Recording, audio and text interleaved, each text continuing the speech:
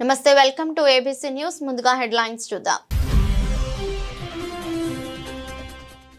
ధాన్యం సేకరించిన 48 గంటల్లో రైతుల ఖాతాలోకి సొమ్మును జమ చేసిన ఘనత కూటమి ప్రభుత్వానిదే రాజవోలు గ్రామంలో రైతన్న మీకోసం కార్యక్రమంలో పాల్గొన్న ఎమ్మెల్యే గోరంట్ల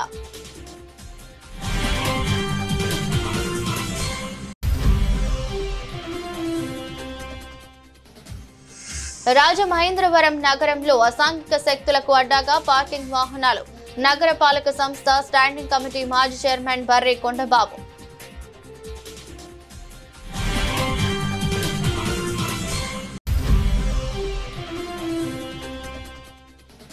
గామన్ బ్రిడ్జ్ వద్ద 1.71 కోట్ల విలువైన 332 కిలోల గంజాయితో సహా వ్యాన్ కారు స్వాధీనం 4 మొబైల్ ఫోన్లు 4 నిందితులు అరెస్ట్ విజయవాడ తాడేపల్లిలోని శ్రీ అన్నపూర్ణ కన్వెన్షన్ హాల్లో ప్రమాదవశాత్తు ప్రాణాలు కోల్పోయిన జనసేన పార్టీ జట్టు కార్మిక విభాగానికి చెందిన బొల్లం పెంటయ్య కుటుంబానికి అండగా నిలిచేందుకు వారికి భరోసాగా 5 లక్షల బీమా చెక్కును ఆంధ్రప్రదేశ్ రాష్ట్ర ఉప ముఖ్యమంత్రి పవన్ కళ్యాణ్ తరఫున రాష్ట్ర టూరిజం సంస్కృతి సినీ ఆటోగ్రఫీ మంత్రివర్యులు రాజమండ్రి రూరల్ నియోజకవర్గ ఇన్ఛార్జ్ కందుల దుర్గేష్ సహకారంతో జనసేన పార్టీ శాసన మండలి సభ్యులు కొనిదెల నాగేంద్రబాబు చేతుల మీదుగా బాధిత కుటుంబానికి అందజేశారు. కార్యక్రమంలో ధవళేశ్వరం జనసేన పార్టీ నాయకులు సభ్యత్వ వాలంటీర్ విజయన శివ మరియు జన సైనికుడు వాన నారాయణ పాల్గొన్నారు.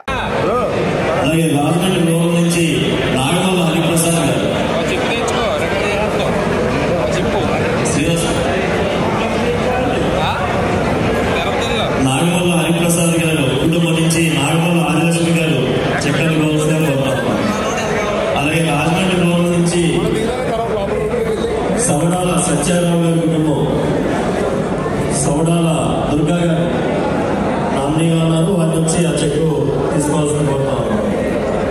నెక్స్ట్ రైతుల వద్ద నుండి ధాన్యం సేకరించిన 48 గంటల్లో రైతుల ఖాతాలకు సొమ్మును జమ చేసిన ఘనత కూటమి ప్రభుత్వానిదని రైతు సంక్షేమ ధ్యేయంగా కార్యాచరణతో ముందుకు వెళ్తున్నామని రూరల్ శాసనసభ్యులు శ్రీ గోరంట్ల బుచ్చయ్య చౌదరి పేర్కొన్నారు.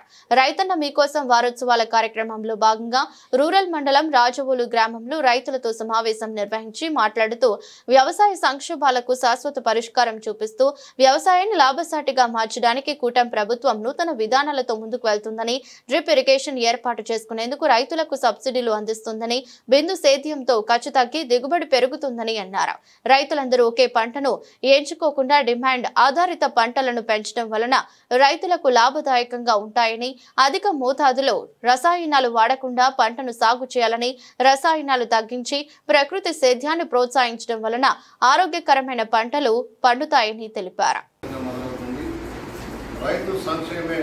ప్రధానాంశంగా చంద్రబాబు గారు తీసుకున్న నిర్ణయాలన్నీ ప్రజల్లోకి వెళ్ళాలి, దాన్ని ఉపయోగించుకునేలాగా మనం చేయాలనే లక్ష్యంలో ఎంఆర్ఓ గారు సారథ్యంలో ఇక్కడ కూర్చున్నాం. ఆర్మిస్ట్రాంగ్ గారు, ఇందిరా గారు ఉన్నారు, అగ్రికల్చర్ అధికారులు ఉన్నారు, గౌరవ ప్రసాద్ గారు, రామకృష్ణ గారు ఇతరులు ఉన్నారు. ఇవాళ ఒకటి గత ప్రభుత్వంలో జరిగింది ఇవాళ జరుగుతుందని కూడా మనం అమలు చేసుకోవచ్చు. రాజకీయాలకు అతీతంగా మనం చేసుకోవచ్చు. 5 ఏళ్లలో ధాన్యం కొనడానికి ఎన్ని ఇబ్బందులు పెట్టారో, ధాన్యం తెలియటానికి ఎన్ని ఇబ్బందులు పెట్టారో, తేమ శాతం విషయంలో ఏ విధంగా దోపిడీ జరిగిందో, ప్రైవేటు మిల్లులకు న్యాయం చేసేలాగా మనకు అన్యాయం జరిగిందో మనం చూసాం. ఈ సంవత్సరం ఎన్డీఏ కూటమి వచ్చిన తర్వాత చంద్రబాబు గారి నాయకత్వం ప్రధాన నిర్ణయం పంటలన్నిటికీ మద్దతు ధర ఇవ్వాలని. ఎక్కడైనా సరే ధరలు పడిపోతే ధరలకు మద్దతు ధర ఇచ్చే కార్యక్రమం అమలు చేస్తున్నాం. మినుములు, పెసలు, కందులు ఇలాంటి పంటలు కానీ, అలాగే మామిడికి కానీ, పత్తి కానీ, పొగాకు కానీ ప్రభుత్వమే కొట్టాలి, మద్దతు ధరించుకోవడం. పులి దగ్గర నుంచి ఎక్కడైతే ధరలు పడిపోయిందో రైతులు న్యాయం చేయడం కోసం భారీగా కొనుగోలు చేసి చాలా కోట్ల రూపాయలు మనం మార్కెట్ ఇంటర్వెన్షన్ కోసం సాయం చేసుకుంటూ వెళ్ళిపోయింది. ఉల్లి ధర పడిపోతుంది, ఒక్కోసారి టమాటా ధర పడిపోతుంది. మన దగ్గర 30 రూపాయలు ఉంటుంది, పండించిన దగ్గర పావలా కూడా దాని పరిస్థితి ఉంటే మనం వాళ్ళకి మద్దతు ధరించి కూడా కొనిపించేసి రైతు బజార్లు తగ్గిన సందర్భం మనం చూసాం.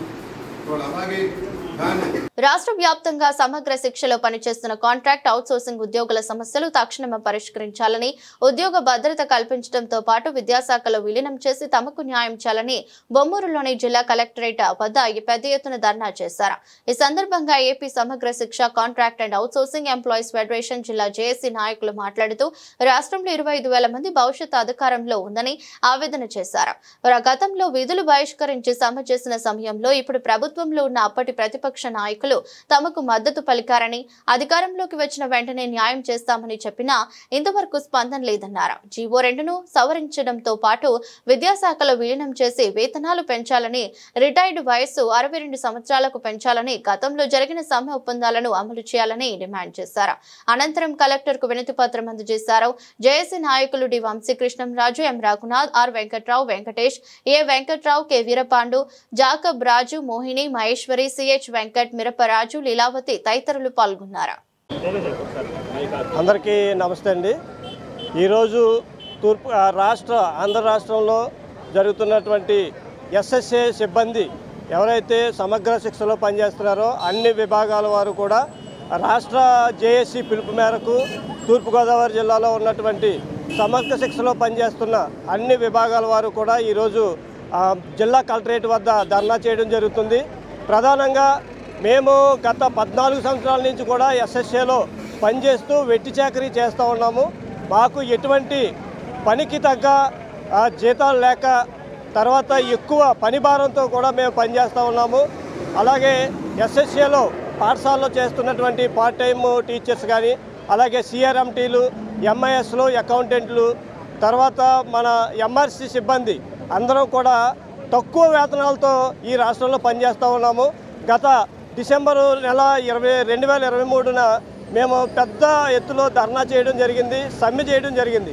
గత ప్రభుత్వం వైసీపీ ప్రభుత్వంలో మాకు చాలా హామీలు, హెచ్ఆర్ పాలసీ ఇస్తామని, ఎంటీఎస్ ఇస్తామని, రెగ్యులర్ చేయడానికి మీకు కమిటీలు వేస్తామని చెప్పి కళ్ళబొల్లి మాటలు చెప్పి మాకు కాలయాపన చేశారు. ఈ ప్రభుత్వం వచ్చిన తర్వాత మాకు ఖచ్చితంగా ఎస్ఎస్ఏలో పనిచేస్తున్నటువంటి అన్ని విభాగాల వరకు కూడా న్యాయం చేస్తామని ఇప్పుడు ప్రస్తుతం ఉన్నటువంటి ముఖ్యమంత్రి గారిని కానివ్వండి, విద్యాశాఖ మంత్రి గారు కూడా మాకు హామీలు ఇవ్వడం జరిగింది. కాబట్టి మా ముఖ్యమైన డిమాండ్ ఏంటంటే ఎస్ఎస్ఏలో పనిచేస్తున్న ప్రతి విభాగాల వరకు కూడా హెచ్ఆర్ పాలసీని అమలు చేయాలి. మన విద్యా వ్యవస్థలో అందరిని విలీనం చేసి మా జీవితాలకు ఒక ఉన్నతమైన స్థానాన్ని కల్పించాలని ఈ సందర్భంగా ఈస్ట్ గోదావరి జేఏసీ తరఫున, ఎస్ఎస్సీ జేఏసీ తరఫున ప్రధానంగా డిమాండ్ చేస్తున్నామండి. నా పేరు వెంకటేష్ అండి. నేను ప్రభుత్వ పాఠశాలలో పార్ట్ టైం ఇన్స్ట్రక్టర్గా పనిచేస్తున్నాను. సమగ్ర శిక్ష రాష్ట్రంలో అమలవుతున్న సమగ్ర శిక్ష విభాగంలో అనేక విభాగాలు ఉన్నాయి. అందులో పార్ట్ టైం విభాగం అనే పార్ట్ టైం టీచర్ అనేది ఒక విభాగం. మేము గత 12 సంవత్సరాలుగా పాఠశాలలో పనిచేస్తున్నప్పటికీ అతి తక్కువ జీతాలతో పనిచేస్తున్నాం. ప్రభుత్వాన్ని మేము గత 2023 సంవత్సరంలో పెద్ద ఎత్తున ఉద్యమం చేసి మమ్మల్ని పార్ట్ టైం అనే పదం తొలగించి వొకేషనల్ టీచర్గా గుర్తించి మాకు జీతాలు పెంచాలని, ఉద్యోగ భద్రత కల్పించాలని మేము అడిగినప్పుడు ప్రభుత్వం మా సమ్మెను విరమింపజేసి కొన్ని ఒప్పందాలు చేసింది. కానీ ఆ ప్రభుత్వం ఒప్పందాలను గాలికి వదిలేసింది. ఇప్పుడు ప్రభుత్వం అప్పుడు ప్రతిపక్షంలో ఉన్నప్పుడు మా దగ్గరికి వచ్చి మేము ప్రభుత్వంలో రాగానే మీ ప్రతి హామీని మేము నెరవేరుస్తామని ఒక మాట ఇచ్చారు. కానీ ఈ ప్రభుత్వం గతంలో 2016 సంవత్సరంలో ఈ ప్రభుత్వం ఉండడం మాకు జీతాలు పెరిగాయి. ఇప్పుడు కూడా ఈ ప్రభుత్వం మాకు మేలు చేస్తుందని మేము ఆశపడుతున్నాము. వీళ్ళు ఇచ్చిన హామీలు, మాకు ఏవైతే హామీలు ఇచ్చారో ఆ హామీలు మా పక్షంగా నెరవేర్చి ఈ సమగ్ర శిక్ష ఉద్యోగులందరికీ ఉద్యోగ భద్రత కల్పించాలని మేము కోరుతున్నామండి. నమస్తే అండి అందరికీ. మేము ఈరోజు ఇక్కడ మా సమస్యలను పరిష్కరించుకోవడం కోసం మేము సమ్మె కాలంలో చేసిన ప్రభుత్వం ఏదైతే మాకు ఒప్పందాలు చేసిందో, ఇస్తామని హామీ ఇచ్చిందో వాటిని నెరవేర్చుకోవడం కోసం ప్రభుత్వం చేయలేదు కాబట్టి మళ్ళీ మేము ఇక్కడ టెంట్ వేసాము. ఇందులో అత్యధికంగా లేడీస్మే ఉన్నామండి. ఆడవారం మాత్రమే ఉన్నాం కనుక మా సమస్యలను ప్రభుత్వం ఇప్పటికైనా దృష్టిలో పెట్టుకుని తీరుస్తుందని మేము కోరుకుంటున్నాము. ఎస్ఎస్ఏ ఉద్యోగులందరినీ రెగ్యులర్ చేస్తానని హామీ ఇచ్చింది. ఎస్ఎస్ఏ ఉద్యోగులందరినీ రెగ్యులర్ చేయాలి. హెచ్ఆర్ పాలసీ కల్పించాలి. మాకు ఎటువంటి అయితే హామీలు ఇచ్చారో అవన్నీ నెరవేరుస్తానని ప్రభుత్వానికి మేము ఈ మీడియా ద్వారా విన్నవించుకుంటున్నాము. అలాగే ఆడవారికి ఎటువంటి సదుపాయాలు అయితే కావాలో చాలామంది ఇబ్బందులు పడుతున్నారు. పార్ట్ టైం అని అంటున్నారు కానీ అందరూ కూడా చాలా చోట్ల మా విద్యాశాఖలో ఉన్న ఉపాధ్యాయులందరూ కూడా ఆడవారు ఎవరైతే ఉన్నారో ఉదయం నుంచి సాయంత్రం వరకు ఉంటున్నామండి. మిగిలిన టైం కూడా ఆఫ్టర్ వర్కింగ్ టైం కూడా ఏదైనా ఆఫీస్ వర్క్ ఉంటే అక్కడ కూడా ఆడవారిని పంపించడం జరుగుతుంది. సమ్మర్లో మేము ఏదైతే వేసవకాలంలో ప్రభుత్వం మనకు విద్యార్థులకి జేవీకే కిట్లు అనేది అందిస్తుందో వాటిలో అత్యధికంగా ఉన్నది ఎస్ఎస్ఏ ఉద్యోగులమే. ఎంఐఎస్తో విలీనం అయ్యి ఎస్ఎస్ఏ ఉద్యోగం ఆడవారు లేదు, చంటిబిడ్డ తల్లి లేదు, ఎవరు లేదండి. ఉదయం 9 గంటల నుంచి ఆ స్కూల్కి ఇచ్చిన వర్క్ ఏదైతే ఉందో 5వ నుండి 6వ నుండి అక్కడే ఉంటున్నాం మేము. అక్కడ పార్ట్ టైం అనే పదం ఎక్కడ మాకు అయితే ఉపయోగపడట్లేదు. మేము మధ్యాహ్నం వరకే చేస్తాము అంటే అది చెల్లట్లేదండి. అక్కడ మీరు చేయవలసింది ఏదైతే ఉందో అది చెయ్యాలని ఈ సభాముఖంగా మేము చెప్పవలసింది ఏంటంటే ఎస్ఎస్ఏ ఉద్యోగులందరినీ రెగ్యులర్ చేయాలి. మాకు కొన్ని అదనమైన భారాలు మోపుతుంది కాబట్టి వాటి నుంచి మాకు విముక్తి కల్పించి మాకు ఇచ్చిన హామీలను నెరవేరుస్తుందని ప్రభుత్వానికి మేము హెచ్ఆర్ పాలసీలు ఇవి అమలు చేస్తుందని మీడియా ద్వారా విన్నవించుకుంటున్నాము. ఓకేనండి, థ్యాంక్ యూ. స్థానిక ఎస్పీ కార్యాలయంలో ఏఎస్పీ మురళీకృష్ణకు సోమవారం ఉదయం నగరపాలక సంస్థ స్టాండింగ్ కమిటీ మాజీ చైర్మన్ బర్రె కొండబాబు వినతి పత్రం అందజేశారు. ఈ సందర్భంగా బర్రె కొండబాబు మాట్లాడుతూ రాజమండ్రి నగర వ్యాప్తంగా పలు ప్రాంతాలలో నెలల తరబడి పాత వాహనాలు పార్కింగ్ చేస్తుంటున్నాయని, సిటీ మొత్తం వాటి యజమానులు ఎవరో కూడా తెలియదని, చుట్టుపక్కల విచారించిన మనవి కాదు మావి కాదు అంటున్నారని, ఆ వాహనాలు సాంఘిక శక్తులకు అడ్డాగా భవిష్యత్తులో మారవచ్చు. ప్రస్తుతం రాష్ట్రంలో జరుగుతున్న అనేక కారణాలకి మరియు ఇప్పుడు విచ్చలవిడిగా మందుబాబులు పాత కార్లను రాత్రిపూట టేబుల్స్ గా సరదాగా ఈవెంట్ గా వీటిని వాడుకుంటున్నారు. అలాగే మత్తు పదార్థాల అమ్మకాలకు స్థావరంగా వాడుతున్నట్లు స్థానిక ప్రజల వినికిడే. తక్షణమే పోలీసులు విచారణ చేస్తే విషయాలన్నీ ప్రజల దృష్టికి వస్తాయన్నారు. అలాగే సంఘ విద్రోహక చర్యలకు ఇలాంటివి స్థావరం కావచ్చన్నారు. రాజమండ్రిలో ఆయా ప్రాంతాల్లో వాహనాలు నెలల తరబడి, సంవత్సరాల తరబడి ఖాళీ ప్లేసుల్లో అలాగే ఉంచి వదిలేస్తూ ఉన్నారు. దానివల్ల ఏం జరుగుతుందంటే అక్కడ అసాంఘిక కార్యకలాపాలు ఎక్కువగా జరుగుతున్నట్టుగా రాజమండ్రిలో తెలుస్తుంది. ఎందుకంటే గంజాయి కానీ, లేక మందేసేవాళ్ళు కానీ, లేక అమ్మాయిలు తీసుకొచ్చి అక్కడ ఉండడాలు కానీ, ఇలాంటి రకరకాల కార్యకలాపాలు జరగడానికి ఎక్కువ శాతం ఆస్కారం ఉంటుంది. అదేవిధంగా ఏ పాకిస్తాన్ లాంటి ఉగ్రవాదులు వచ్చారనుకోండి, ఎక్కడ స్థావరాలు లేకపోతే అదే దాంట్లో డోర్ తీసుకొని లోపల ఉంటున్నారనుకోండి, అది ప్రమాదకరమైనటువంటి అంశం.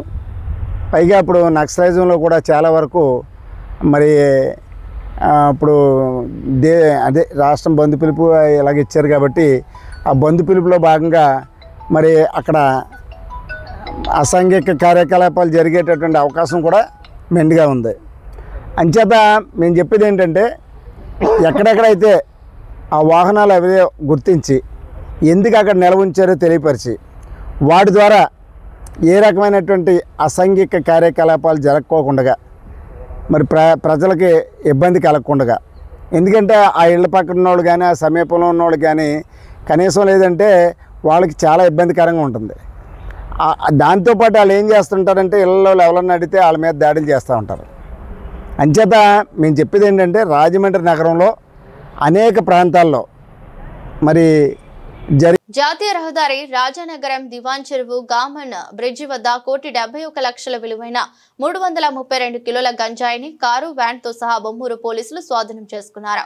పోలీసులకు ముందుగా వచ్చిన సమాచారం మేరకు కర్ణాటకకు వ్యాన్ లో గంజాయి తరలిస్తున్న 2 వ్యక్తులను, వ్యాన్ ను కార్లు అనుసరిస్తున్న మరో 2ని అదుపులోకి తీసుకున్నామని తూర్పు మండలం డీఎస్పీ విద్య తెలిపారు. వీరి నుంచి 4 మొబైల్ ఫోన్లను స్వాధీనం చేసుకున్నామన్నారు. అదుపులోకి తీసుకున్న వారు కర్ణాటక రాష్ట్రం చిక్బల్లాపూర్ కు చెందిన ఇస్మాయిల్, షరీఫ్, మస్తాన్ అలీ ఖాన్, మన్సూర్, సుల్తాన్, సలీంలు ఉన్నారని బొమ్మూరు సీఐ కాశీ విశ్వనాథం తెలిపారు. కేసు నమోదు చేసి కోర్టులో హాజరుపరచగా నిందితులకు రిమాండ్ విధించారని సీఐ తెలిపారు. ఈ సందర్భంగా మీడియా సమావేశంలో ఎస్ఐలు అంకారావు, మురళీమోహన్, పోలీసులు తదితరులు పాల్గొన్నారు. నమస్తే అండి. నిన్న evening east Godavari district Bommuru police station పరిధిలో గల దివాన్ చెరువు దగ్గర 0 పాయింట్లో వెహికల్ చెకింగ్ చేస్తున్నారు ఎస్ఐ మురళీమోహన్ గారు. 4 o'clock నుంచి మాకు మామూలుగా షెడ్యూల్ ప్రకారం 8 వరకు వెహికల్ చెకింగ్ ఇచ్చాము. వెహికల్ చెకింగ్ చేస్తూ ఉండగా అరౌండ్ 5:30 PM ఒక కారు అండ్ దాని వెనకాల ఇంకొక వ్యాను చెకింగ్కి వస్తూ పోలీసులను చూసి వెనక్కి తిరిగి సైడ్ టర్న్ తీసుకుంటున్నట్టు అనిపించి వాళ్ళని అప్రిహెండ్ చేయడం జరిగిందండి. కారులో 2 వ్యక్తులు అండ్ వ్యాన్లో 2 వ్యక్తులను పట్టుకున్నారు. వాళ్ళతో పాటు కార్లో 1 kg అండ్ వ్యాన్లో 332 kgs ఆఫ్ గాంజాని పట్టుకోవడం జరిగింది.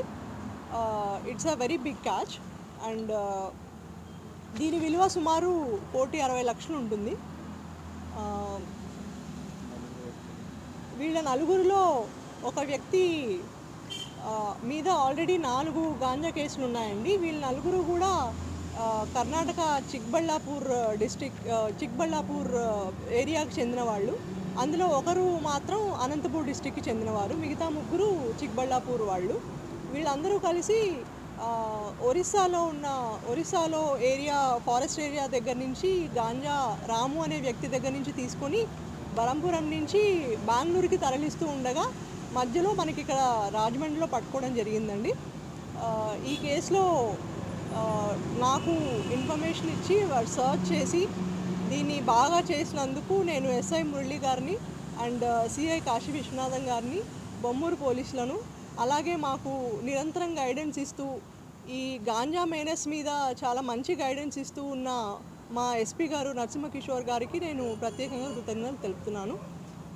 మనందరికీ తెలుసు ganja has become a social menace. ఈ మధ్య యువతరం చాలా గాంజాకి అలవాటు పడి రకరకాలుగా అఫెక్ట్ అయిపోతున్నారు.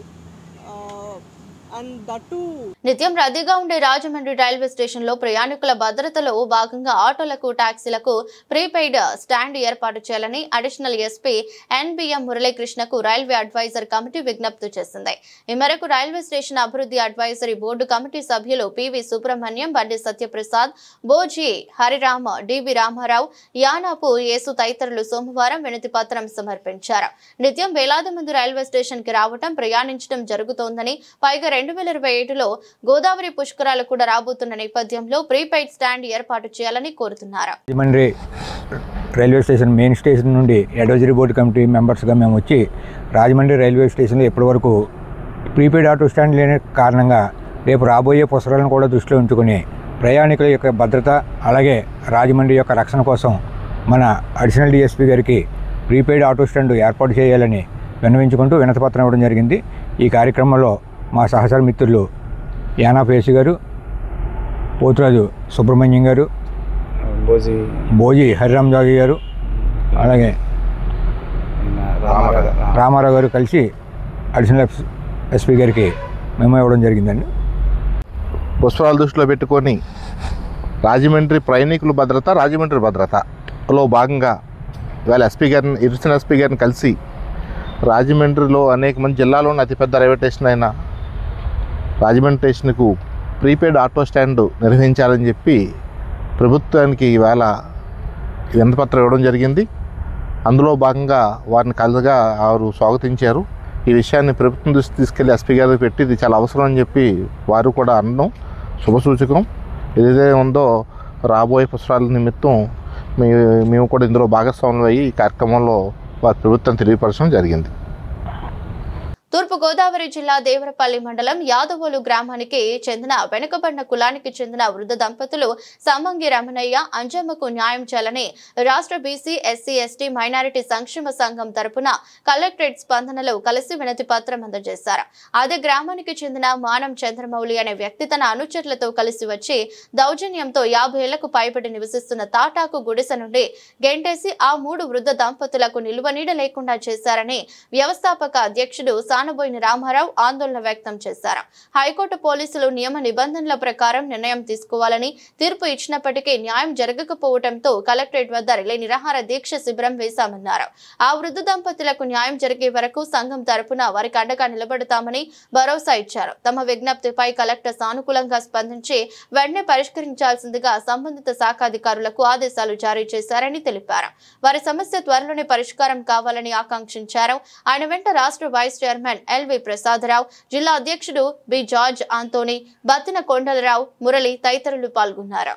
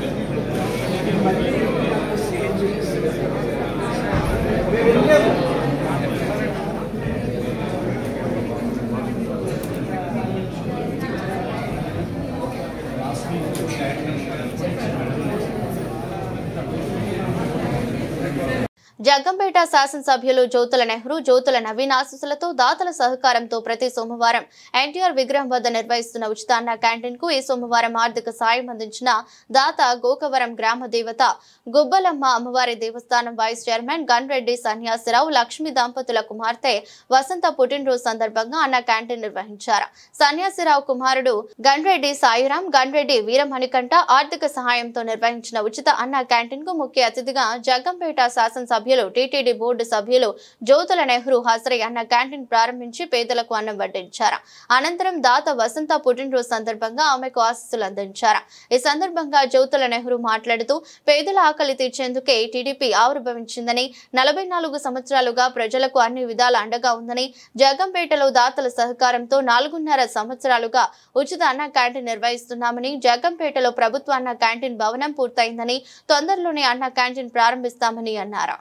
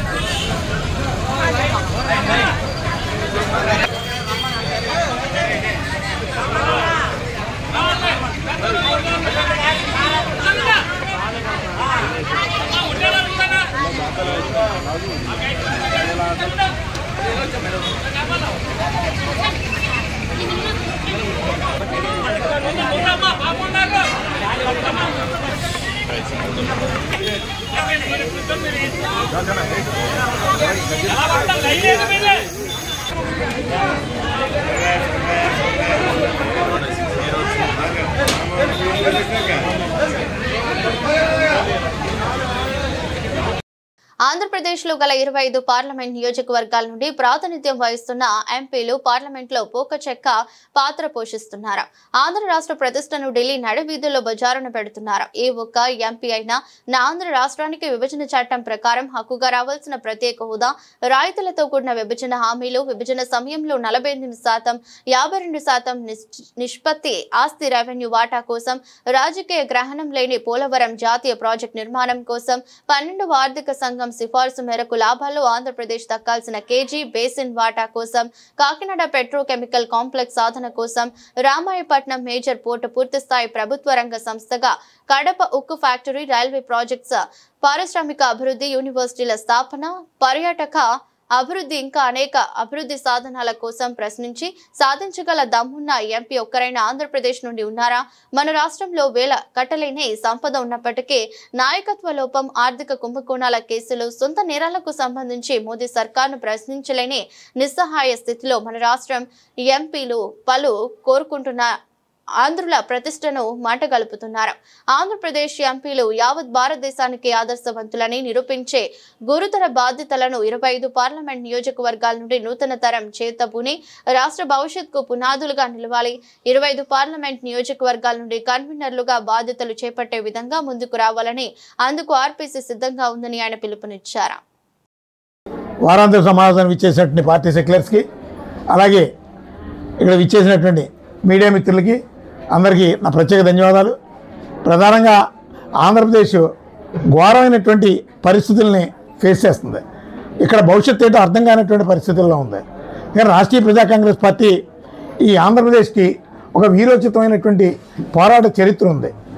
అది ఆ రోజు ఆంధ్ర మహాసభ, అలాగే జయాంధ్ర ఉద్యమ స్ఫూర్తితో ఈరోజు ప్రతి నియోజకవర్గం నుంచి కూడా రాజకీయ మార్పు జరగాలి, రాజకీయ మార్పుతోనే ఇక్కడ ప్రజలకి శాంతి, భద్రత అన్నీ ఉంటాయని రాష్ట్రీయ ప్రజా కాంగ్రెస్ పార్టీ తెలియజేస్తుంది.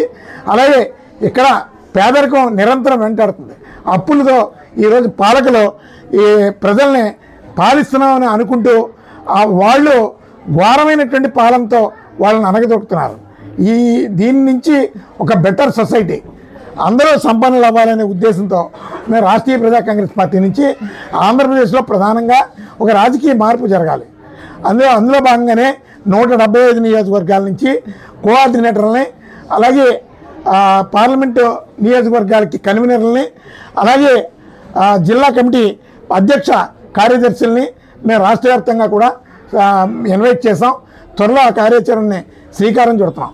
ఈరోజు జయాంధ్ర ఉద్యమాన్ని ఈ తరానికి కానీ భావి తరానికి కానీ తెలియకుండా చేస్తున్నారు. ఎందుకు చేస్తున్నారంటే ఆ రోజు ఉవ్వెత్తున ఈ ఆంధ్రప్రదేశ్ నుంచి 72లో గొప్ప ఉద్యమం ఈ ఆంధ్రప్రదేశ్లో భారతదేశానికి స్వాతంత్ర పోరాటం ఎంత స్ఫూర్తినిచ్చిందో నేతాజీ సారథ్యంలో, అంత గొప్ప స్ఫూర్తిని ఆంధ్రప్రదేశ్ నుంచి ఒక వీరోచితమైనటువంటి మహోన్నతమైనటువంటి ఉద్యమం ఆ రోజు ఈ చరిత్రలో ఉంది, ఆంధ్రప్రదేశ్లో ఉంది జయాంధ్ర ఉద్యమం. ఆ రోజు విద్యార్థులు రోడ్డెక్కారు, యువత రోడ్డెక్కారు, అలాగే ప్రజలు స్వచ్ఛందంగా వచ్చి ఉద్యమాల్లో పాల్గొన్నారు. సుమారు 480 మంది ప్రాణాలు అర్పించినటువంటి ఒక గొప్ప చారిత్రాత్మకమైనటువంటి పోరాటం. అంత గొప్ప పోరాటాన్ని ఈరోజు ఎవరు స్మరించుకుంటలేదు.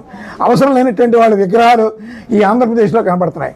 ఈరోజు వాళ్ళ స్మృతి వనాలను కూడా ఏర్పాటు చేయమని, జయాంధ్ర ఉద్యమంలో ప్రాణత్యాగాలు చేసినటువంటి వాళ్ళని స్మృతివనం ఏర్పాటు చేయమని మేము రాష్ట్ర ప్రభుత్వానికి మేము ఒక అల్టిమేటం ప్రకటించాం గతంలో. ఇప్పుడు కూడా ఒక విజ్ఞాపన పత్రం ఇచ్చున్నాం. అందుకని ఇప్పుడు పౌరులు ఎలా ఉండాలంటే నా రాష్ట్రం యొక్క గొప్పదనం, ఒంటిపై రోమాలు నెక్కపుడిచేలా ఉండాలి చరిత్ర అంటే.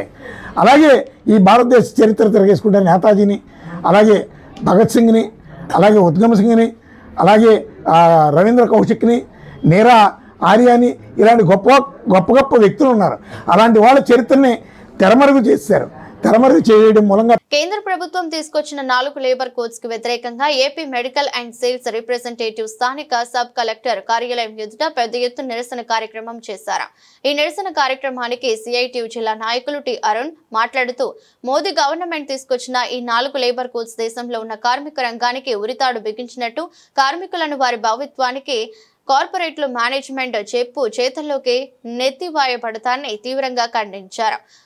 పవన్ సిఐటియు నాయకులు నిరసన కార్యక్రమాన్ని ఉద్దేశించి మాట్లాడుతూ కార్మిక రంగానికి సంబంధించిన 29 చట్టాలను నిర్వీర్యం చేస్తూ 4 లేబర్ కోడ్స్ ని అన్యాయంగా దొడ్డిదారిన తీసుకొచ్చిందని, వీటి వలన కార్మికులందరికీ ఉద్యోగ భద్రత, బీమా చట్టం, పీఎఫ్ చట్టం, లీవ్ రూల్స్ తదితర చట్టాలన్నీ తుడుచుకొని పోయాయని చర్యను తీవ్రంగా ఖండించారు.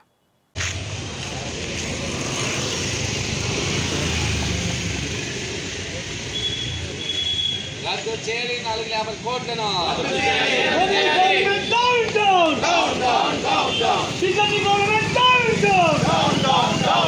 Anti worker labour policies down down. Anti labour worker policies down down.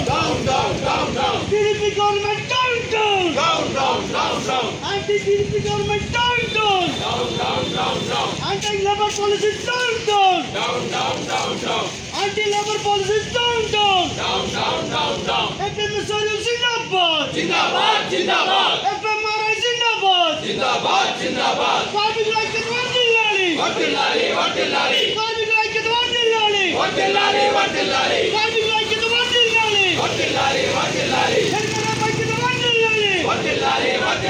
CITU long live. Workers unity long live. CITU long live. Workers unity long live. Anti-labor policies down. Anti-labor policies down. Anti-labor policies down. For labor codes down. For labor codes down. For labor codes down. For labor codes down.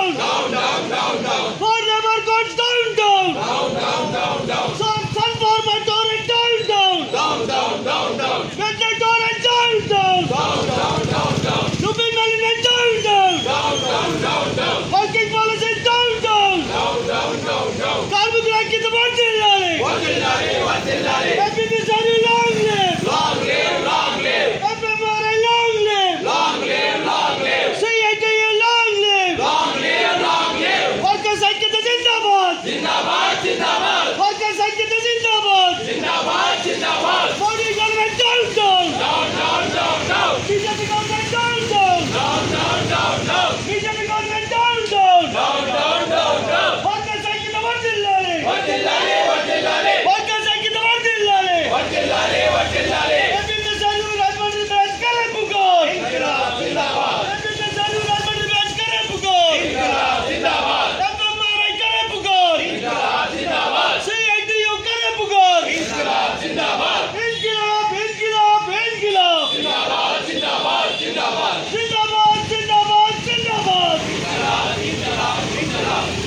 వార్తలు ముగించే ముందు మరోసారి headlines.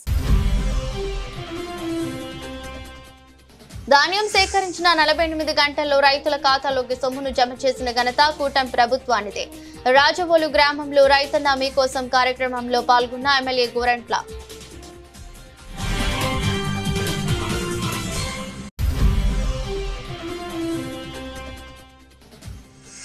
Rajamahendravaram నగరంలో అసాంఘిక శక్తులకు అడ్డాగా parking వాహనాలు. నగర పాలక సంస్థ స్టాండింగ్ కమిటీ మాజీ చైర్మన్ బర్రె కొండబాబు.